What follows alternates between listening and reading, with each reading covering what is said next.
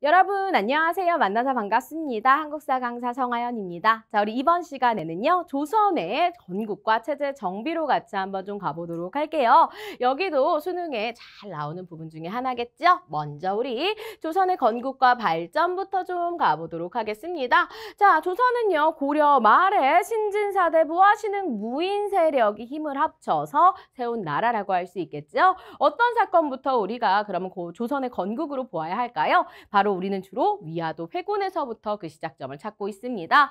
자, 고려 말에 이제 명나라가 막 건국이 되는데 명나라가 고려한테 땅을 달라고 하죠. 전령 이북의 땅을 요구를 하게 됩니다. 왜? 그 땅을 과거에 원나라가 가지고 있었는데 우리 공민왕이 회복을 했잖아요. 그런데 이거 원래 원나라가 했던 거고 우리가 원다음에 있는 나라니까 우리가 이걸 가져가야 된다라는 입장이었죠. 너무나 황당한 거죠. 우린 줄 수 없었습니다. 그래서 뭐라 그래요?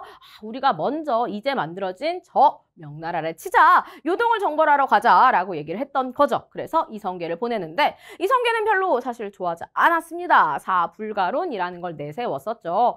농번기에 이렇게 가는 것 자체가 좀 잘못이고 명나라는 또 이제 한족의 국가니까 우리보다 대국이다 막 이런 식으로 표현을 하고 그러면서 또 지금은 이제 또 너무 더워가지고 전염병도 날 수 있고 활에 악유도 녹을 수 있다 하면서 반대를 했지만 가라고 하니까 가야죠, 그죠? 근데 아무리 생각해도 아니니까 압록강에 있었던 위화도에서 군대를 돌아오고 그러면 결국 명령에 불복한 거겠죠? 어떻게 해야 돼? 뒤집어 엎어야 되겠죠? 이 명령을 했던 그래서 최영을 제거를 합니다. 그리고 이제 그 우왕을 폐위하고 창왕을 등극시키죠. 이런 식으로 왕까지 바꾸고 그 다음에는 자기네들이 원하는 대로 제도를 좀 바꾸기 위해 과전법을 실시를 하게 됩니다. 자, 그래서 과전법을 통해서 권문세족의 토지를 몰수해서 다시 나눠주는 거죠. 신진사대부의 경제적인 기반을 마련한 다음에 그런 다음 이제 온건파 사대부. 나는 고려가 좋은 걸 하는 애들 있죠. 야, 고려 안에서 우리가 개혁을 해야지. 왜 새로운 나라를 만들려고 하니? 하는 온건파 사대부 대표적으로 누구? 정몽주를 숙청하게 됩니다. 이렇게 온건파 사대부를 죽이고 결국 이성계를 왕으로 추대하면서 조선이 건국되는데요. 그래서 조선은 신흥 무인 세력 과 함께 신진사대부 중에서도 급진파 사대부, 그래서 정도전, 조준 같은 인물이 있더라. 이름부터 되게 도전적이잖아요. 뭔가 급진적으로 빨리 해낼 것 같죠, 그죠? 이러한 인물들이 이렇게 조선을 건국하게 됩니다. 그래서 건국했던 그 태조 이성계를 좀 보자면 수도는 한양으로 천도를 했고요. 여기에 경복궁을 세우게 됩니다. 우리 조선의 첫 번째 궁궐 되겠죠, 그죠? 자, 정도전 같은 경우에는 여러 가지 유교를 바탕으로 해서, 그죠? 성리학을 바탕으로 해서 나라를 운영하기 위해 노력을 많이 합니다. 그래서 조선 경국전이라는 법전, 그리고 경제 문감이라는 이제 이런 내용들도 있었고, 그다음에 특히나 재상 중심의 정치를 많이 얘기를 해요. 아무리 왕이 잘났다고 해도 왕이 모든 걸 다 잘할 수는 없으니 어떻게 해야 돼요? 사실 아주 똑똑한 신하를 잘 두는 게 더 중요하다라는 거지. 그게 바로 재상 중심의 정치입니다. 그래서 왕권과 신권의 조화를 좀 이루어야 된다라는 표현들을 많이 하게 돼요. 그리고 원래는 이제 얘네들이 요동정벌에서 돌아와가지고 이런 일들을 한 거지만 어쨌든 우리가 요동을 다시 쳐야 된다. 명나라 기를 죽이자 이런 입장이었고요. 그리고 과전법도 정도전이 사실 얘기를 했던 것들입니다. 이런 다양한 정도전만 그래서 따로 물어볼 수도 있어요. 그래서 정도전도 잘 기억해 두시길 바라겠고요. 특히나 정도전이 고려 말의 인물이니까 당연히 불교를 별로 좋아하지 않았겠죠? 왜? 고려 말의 불교가 타락했기 때문입니다. 그래서 숭, 유, 억불 정책을 펼치게 되죠. 유학을 숭상하고 불교를 막 누르는 겁니다. 그래서 불시자변이라는 책을 서술하기도 했었습니다. 자, 그리고 나서 태정, 태세죠. 정종이 있었습니다. 그런데 정종 다음에 사실은 우리는 태종을 열심히 배워. 이유가 뭘까? 사실 태종은 조선을 건국하는데 정말 많은 힘을 썼던 인물입니다. 하지만 이제 큰아들도 아니었고 이렇게 뭐 예쁨을 엄청 받고 이런 것도 아니었기 때문에 아쉽게도 밀렸죠. 그래서 결국 본인 스스로 왕제난을 1, 2 일으켜가지고 1, 2차 왕제난을 통해서 개국공신들을 축출하고 자기가 왕이 됩니다. 신하의 말을 별로 듣고 싶지 않았겠죠. 그래서 육조 직계제를 실시해요. 왕에게 직접 보고하고 신하인 의정부를 거치지 않도록 했던 거죠. 그래서 의정부가 조금 유명무실화되어 버렸던 게 육조 직계제 되겠습니다. 원래는 의정부 서사제예요. 의정부에 영의정, 좌의정, 우의정이 있는데 여길 거쳐서 이렇게 한 번 더 제가하고 이런 것들이 필요한데 그게 아니라 나한테 바로 와라 라고 얘기를 했던 것이죠. 이게 바로 태종의 정책. 어떤 공통점이 있냐면 이 태종하고 세조가 다 난을 통해서 이제 왕권을 잡은 사람들이에요. 그러니까 당연히 바른 말을 하는 신하말은 별로 듣고 싶지 않아요. 그러니 무조건 나한테 바로 직속으로 오길 바랍니다. 그래서 둘 다 육조 직계제를 실시한 게 공통점이기도 하더라라는 거 알 수가 있겠고요. 자, 그 다음에 개인 병사를 혁파시켜요. 개인 병사, 사병이 있으면 또 나에게 도전할 수도 있으니까 사병 가지고 있는 거 안 된다고 했고, 그 다음에 사관원 독립, 신문고 설치, 호패법 시행 정말 중요하죠. 호패법은 어디에 누가 사는지를 정확하게 파악해서 조세징수에 활용을 할 수가 있겠습니다. 지금의 주민등록증을 성인 남성들에게만 나눠줬더라라는 거. 이때는 16세 이상이 되겠고요. 자, 그다음에 이제 양전사업이라는 걸 실시해서 토지를 조사해요. 왜 조사할까? 여기서 세금 걷어야 하니까. 그래서 전반적인 이런 왕권 강화와 함께 재정을 확충하는 그런 정책들을 펼쳤더라라는 거 알 수가 있겠습니다. 자, 그런 다음에 이렇게 왕권이 잘 마련이 됐으니까 그 아들이었던 세종이 과학이라던가 그다음에 훈민정음 같은 여러 가지 분야에서 활약할 수 있게 된 겁니다. 강력한 왕권이 존재했기 때문에 가능했던 것이겠죠. 그래서 다시 세종은 왕권과 신권의 조화를 추구하려고 합니다. 그래서 다시 의정부 서사제를 이제 시행을 하게 되는 것이고요. 그 다음에 집현전이라는 걸 설치해서 이제 계속 연구를 할 수 있도록 하죠. 여기에서 훈민정음 나왔다. 우리 이렇게 알고 있습니다. 자, 그 다음에 경연이라고 해서 신하하고 맨날 같이 뭐 하는 거예요? 학문을 토론하고 국가 정책에 대해서 의논하는 거예요. 그래서 경전에 대해서 서로 막 대화하고 이렇게 토론하고 연구하는 것이더라라는 거. 그러니까 공부를 참 많이 했던 왕이 세종이다라는 거 기억해 주시면 되고요. 세종 그리고 여러분이 너무 잘 알고 계시잖아요. 과학기술, 그죠? 자, 왜 과학기술? 추국이라던가 혹은 뭐 앙보일구, 그 다음에 뭐 등등등 너무나 많죠. 이런 거 왜? 혼천이, 간이 이런 거 왜 했을까요? 왜 우린 천체를 관측하고 시간을 알아야 되고 이유가 뭐예요? 왜 우리가 물을 재야 돼요? 다 뭐에 도움된다? 농사에 도움이 됩니다.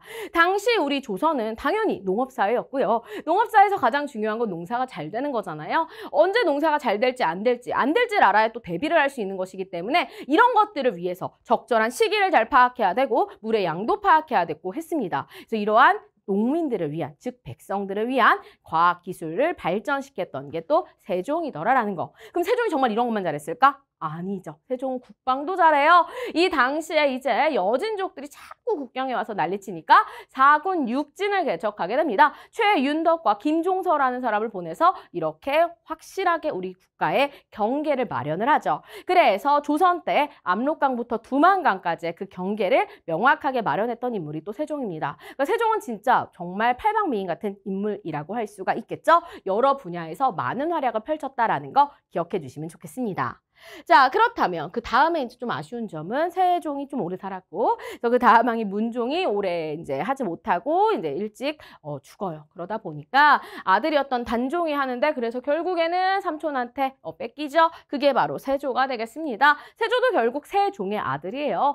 자, 그러면 세조는 어때? 뺏겼으니까 내가 뺏어가지고 한 거니까 어떻게 해야 돼요? 아주 강력한 왕권 해야 되겠죠? 신하말 듣고 싶지 않아요. 그러니 집현전, 경연 같은 거 폐지합니다. 신하들이 뭔가 연구하고 이런 거 필요 없고 신하랑 대화하고 싶지도 않은 거죠. 그죠? 그리고 직전법을 실시해서 과전법에서 직전법으로 바뀌는데 어떤 차이가 있냐면 과전법은 전직관리와 현직관리에게 다 나눠줘요. 약간 연금제도처럼 같은 게 있다라는 거죠. 하지만 직전법은 현직관리에게만 나눠줍니다. 왜냐하면 땅이 부족하기도 했어요. 이렇게 땅을 나눠준다라는 건 그 땅을 준다는 게 아니죠. 나중에 반납해야 돼요. 주고는 반납해야 됩니다. 원래 과전법도 반납해야 되는 게 원칙이에요. 그런데 반납하고 이런 게 좀 아무래도 땅이 관직이 늘어나는데 전직관리께 다 주면 이게 좀 세금 걷기가 어렵겠죠. 그러다 보니까 현직에게만 주도록 했더라라는 것들도 알 수가 있겠습니다. 그 다음에 경국대전이라는 나라의 법전을 편찬하기 시작을 하는데 그게 완성된 게 누구? 성종. 그래서 완성종이라고 표현을 하기도 하고요. 그리고 성종 같은 경우에는 이제 좀 할아버지였던 세조와는 조금 다르게 어떤 식으로 운영을 한다? 약간 세종과 비슷한 그런 느낌들을 볼 수 있습니다. 그래서 유교 정치를 다시 완성시키기 위해서 살인파들을 많이 등용하기 시작하죠. 그래서 조선 초기에 있었던, 그래서 조선 초기에 권력을 장악했던 훈구파들을 좀 견제하기 위한 수단으로 지방으로 내려갔던 선비들을 불러옵니다. 그게 바로 살인파들이 되겠고, 결국 이때부터 살인파들이 진출하니까 나중에 사화 같은 것들이 또 일어날 수 있었더라라는 거 알 수 있습니다. 그 다음에 성종은 다시 홍문관, 이게 이제 집현전이 다시 이렇게 부활하면서 이름이 좀 바뀐 거고요. 이 홍문관뿐만 아니라 할아버지가 폐지했던 경연도 다시 부활을 시키는 유교 정치 좀 관련된, 그래서 약간 공통점이 있죠. 태종, 세조가 조금 비슷하고요. 세종, 성종이 조금 비슷한 성향을 가지고 있습니다. 왕권 강화를 위해 노력했던 사람들, 나머지 둘은 이제 유교 정치, 왕권과 신권의 조화 이런 걸 좋아했던 인물들. 그래서 왕에 대한 업적 물어보는 걸로도 너무너무 잘 나오고요. 그리고 또 시험은 사실 전범위에서 우리가 나오기 때문에 조선의 업적이지만 막 보기에는 막 고려라던가 뭐 옛날 삼국시대까지도 나올 수 있어요. 그래서 각각의 왕의 업적 묻는 건 너무너무 중요한데요. 특히나 조선은 좀 이렇게 우리랑 그나마 가장 가까운 왕조고, 그래서 정말 다양한 왕들이 많이 나옵니다. 그래서 제가 웬만해서 뭐 왕 순서를 꼭 외워라 이런 말씀 안 드리는데요. 조선은 좀 알아두시는 게 훨씬 더 공부하시기에 수월합니다. 그래서 태정태세 문단세, 예성연중 임명선, 광인유엔 숙경령, 정수선칠 고선 있죠? 이거는 꼭 그래도 알아두시는 게 좋아요. 고려까지 외우라고는 말씀 안 드릴게요. 이건 꼭 알아두세요. 그래서 우리가 태정태세 문단세 예성까지 지금 들어왔더라라는 거 알 수 있습니다. 자, 그렇다면 우리 밑에 경국대전 설명 살짝만 보고 갈까요? 자, 경국대전 최고의 법전이다. 조선의 유교적 통치 이념 구현하기 위해 세조 때부터 성종 때 완성을 하는데, 그 이후에도 제도들은 조금씩 바뀌잖아요. 법전이 막 추가돼요. 어떤 법전이냐면 속대전이라는 법전이 있습니다. 요거는 영조 때가 되겠고요. 속대전 다음으로 영조 다음이 누굴까요? 정조 되겠습니다. 속대전 약간 이제 이거는 속편이다. 2편 같은 느낌이죠. 경국대전, 속대전. 그럼 이런 대전들이 있으니까 어떻게 해야 돼? 통틀어서 편찬하면 좋겠죠. 그래서 정조 때는 대전 통편이라고 법전이 마련이 되고요. 그 다음에 이제 완전 말에 고종 때, 사실은 고종이 아닌 흥선대원군이 주도를 해서 다시 이제 또 우리가 법전을 하나 마련하게 되는데, 흥선대원군 희응이잖아요. 그래서 얘가 다 모았어. 그래서 희응 생각하세요. 대전 회통이 되겠습니다. 희응 연결하시면 되겠죠. 그죠? 그래서 다 모았어. 모든 걸 다 그래서 더 통틀었어. 그게 바로 회통 되겠습니다. 그래서 이렇게 조선의 법전 순서도 잘 알아두시는 게 좋겠습니다. 자, 그렇다면 이때의 통치체제 같이 한번 좀 가보도록 할까요? 이거는 이제 그 이전에 있었던 고려랑 비교하면서 알아두시는 게 훨씬 더 좋습니다. 고려에는 이성육부제가 있었다면 여기는 의정부 육조 제도가 되겠더라. 의정부가 국정을 총괄하고 얘네가 결정한 사항을 육조가 실행을 하는 거고요. 그리고 그 육조의 이제 장관들, 이게 지금으로 치면은 이제 장관들, 바로 판서라고 불렸던 뭐 이조 판서니, 뭐 형조 판서 이런 거 많이 드라마에서 들어보셨죠?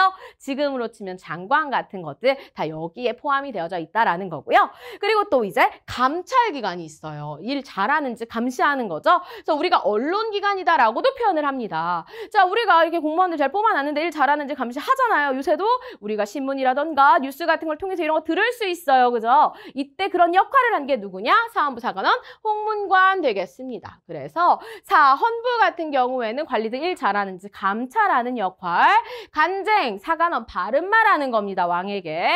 자, 그 다음 홍문관이라고 해서 이거 집현전에서부터 발전된 형태, 정종 때죠. 그죠?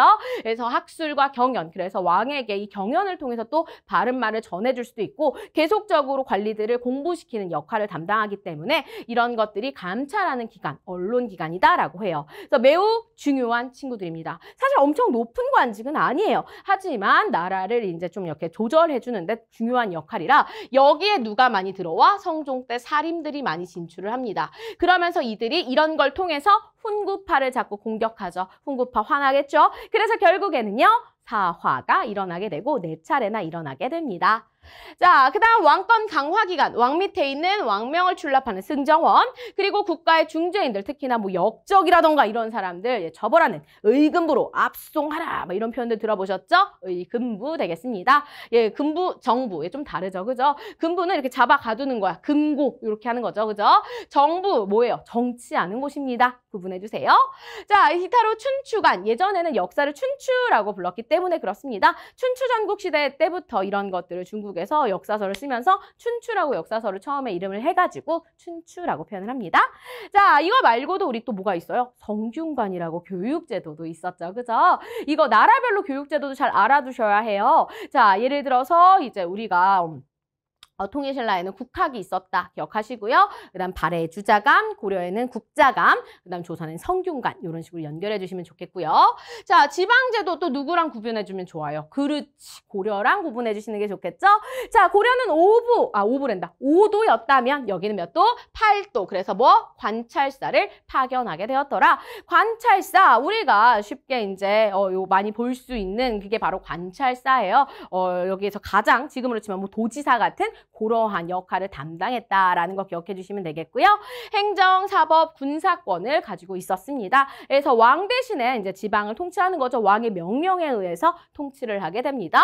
자, 그리고 그 밑에는 부, 목, 군, 현이 있었는데요. 각각의 다 수령이 모두 파견돼요. 우리가 쉽게 이제 사또라고 불리는 그런 직업, 그게 바로 이제 수령이라고 할 수가 있겠는데요. 뭐 현감이라던가 뭐 부사 이런 이름들이 있는데 그것까지 잘 몰라도 괜찮습니다. 자, 고려에는 주부 군현이 있었다면 부목 군현이 어디 있다? 바로 여기 조선에 있다라는 거 기억하시고 여기도 행정사법 군사권이 보유가 되어져 있습니다. 여기에 상피제와 임기제 나와져 있는데요. 상피제 같은 경우에는 가까운 친인척이라던가 이런 같은 관서에 하지 못하도록 출신 지역의 지방관이 되지 않도록 왜? 이렇게 해서 같은 애들을 피하게 하는 거야. 왜 그러냐면 혹시나 그쵸 얘네들이 부정부패를 일으킬까 봐 이러한 제도들도 두고 있었더라라는 거. 그래서 임기제니까 돌아가면서 하는 영원히 하는 것도 아니었어요. 그래서 부정부패를 좀 막으려고 했는데 사실 갈수록 잘 그게 되지 못하죠. 초반엔 이런 제도들이 있었지만 막 흐지부지 되는 경우들도 있고 결국 조선 말에도 이제 농민들을 수탈하면서 농민봉기도 일어나고 조선이 또 망해가는 그런 모습들도 또 볼 수가 있습니다. 슬프죠? 자, 그 다음에 이제 향국소 이제 드디어 없습니다. 그건 고려에만 있는 거예요. 자, 향리는 이제 아전으로 격화됐다라고 하는데 쉽게 말하면 향리가 여러분이 아시는 이방 아시죠? 이방, 여기 이방 이렇게 얘기하잖아요. 이방만 있는 게 아니라 예방, 호방, 경방 뭐 이런 식으로 이렇게 다 나눠져 있는데요. 그런 방들, 이 방들이 향리입니다. 수령이 시키는 거 그냥 하는 사람들이라 생각해 주시면 되고 그 다음에 지방의 양반들로 구성된 유향소와 경제소도 볼 수가 있는데요. 이 유향소에도 마찬가지로 사림들이 많이 들어가져 있습니다.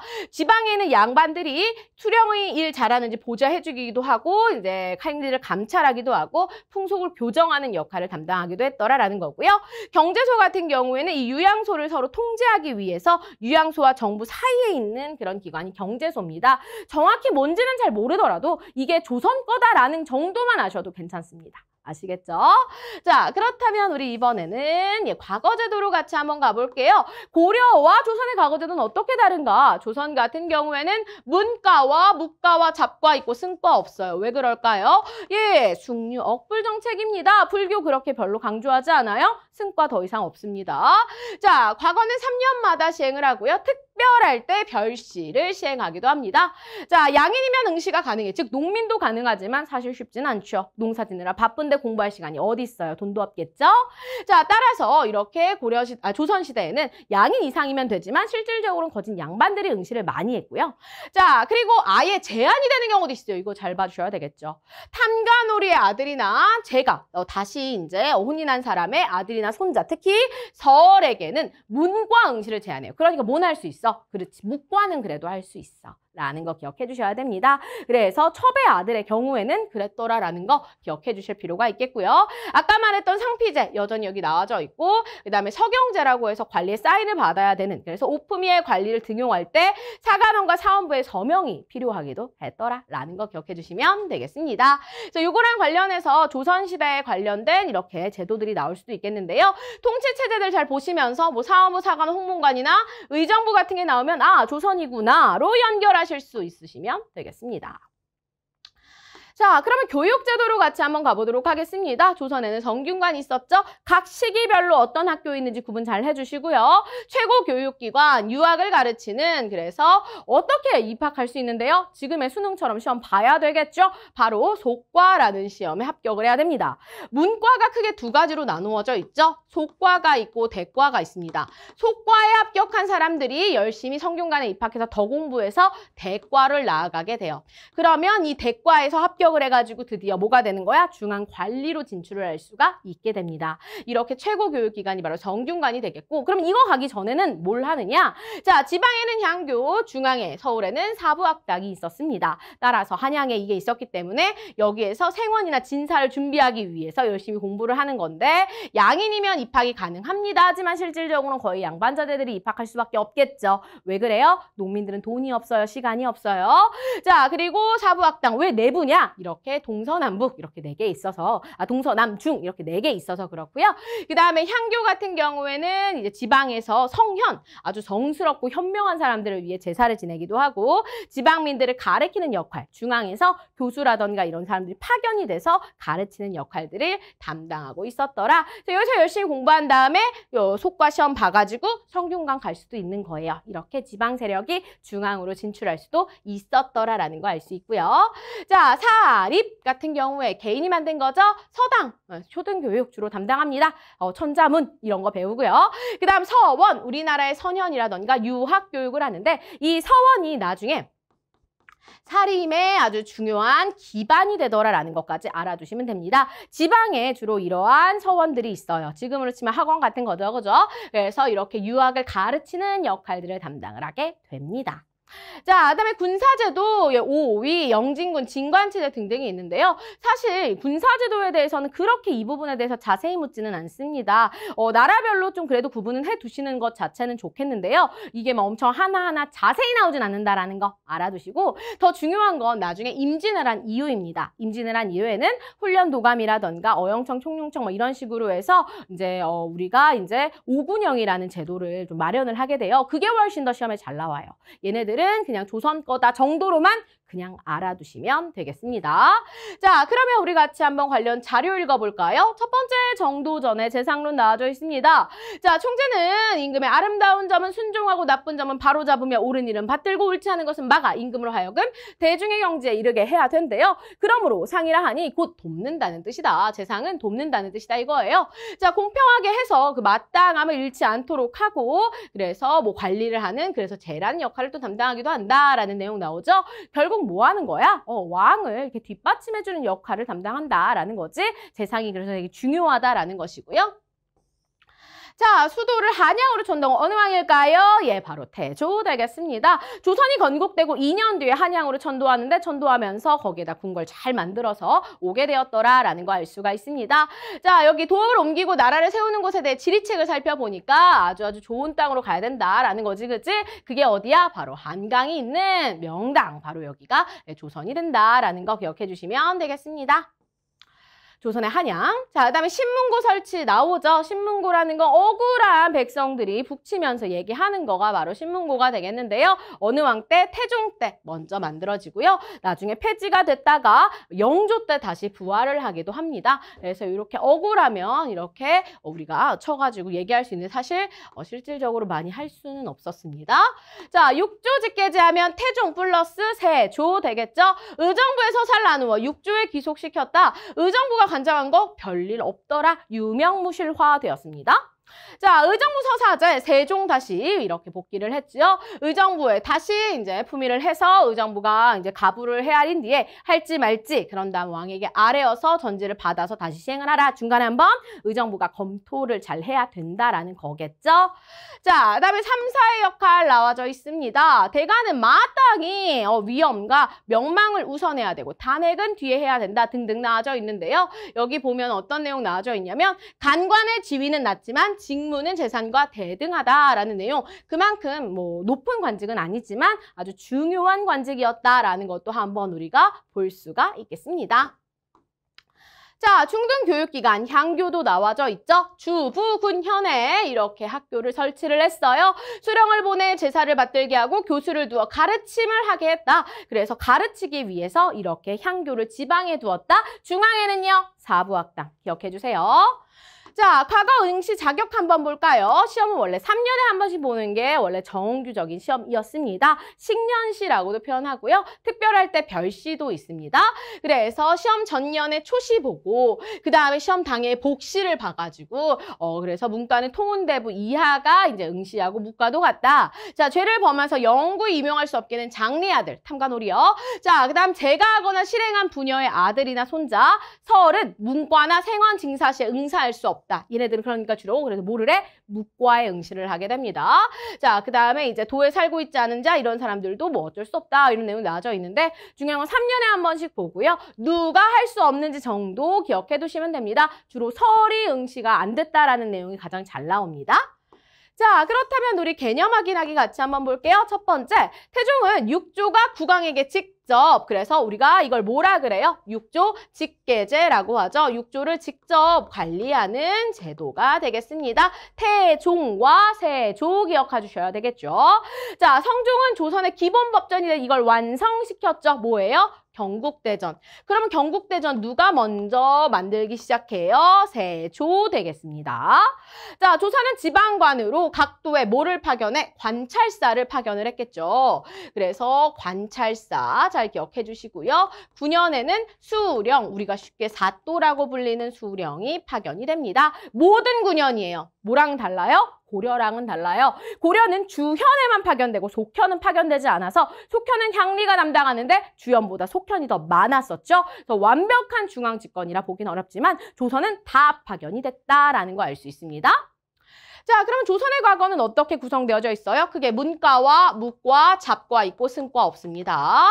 자, 세종은 강력한 왕권을 행사하기 위해서 집현전을 없앴다. 없애? 아니죠. 만들었다 되겠고요. 자, 집현전을 없앴던 건 누구예요? 세조가 되겠죠. 자, 조선시대 첩외자손 서얼은 문과 응시 못하겠죠? 제안을 받았더라라는 거 알 수 있겠습니다. 그래서 이렇게 우리가 조선 초기의 통치체제가 정비되는 거 살펴봤는데요. 왕의 업적 구분하는 거 정말 중요하죠. 되게 잘 나오고요. 생각외로 그래서 잘 나오는 왕이 세종은 워낙에 유명해서 여러 친구들이 되게 잘 풀어요. 그러니까 태종이나 세조를 내는 경우들이 꽤 많더라라는 거 알 수 있고요. 그리고 중앙통치제도 같은 경우 지방행정제도도 마찬가지지만 이러한 제도들은 고려 것과 좀 비교해서 알아두시는 게 좋겠다라는 거 잊으시면 안 되겠습니다. 수고 많으셨고요. 다음 시간에 또 만나보도록 할게요. 그럼 이만 안녕히 계세요.